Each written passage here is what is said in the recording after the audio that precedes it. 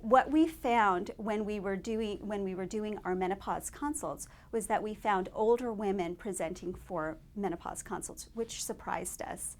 When we looked at the literature, we found that in other countries such as Sweden and Australia, they found that women in their 60s and 70s were presenting with menopausal symptoms or vasomotor symptoms such as hot flashes and night sweats.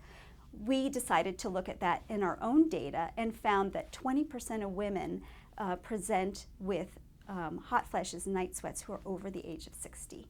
Menopausal symptoms should only be treated for as long as they're having hot flashes. Now we're beginning to find that there are some women who have hot flashes into their 60s, 70s, and even 80s.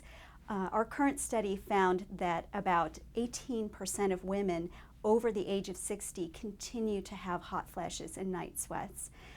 Typically, we will treat women for these symptoms with hormones, and speaking with your physician, you can determine whether hormones are right for you or another medication, and if these medications should be continued past the age of 60.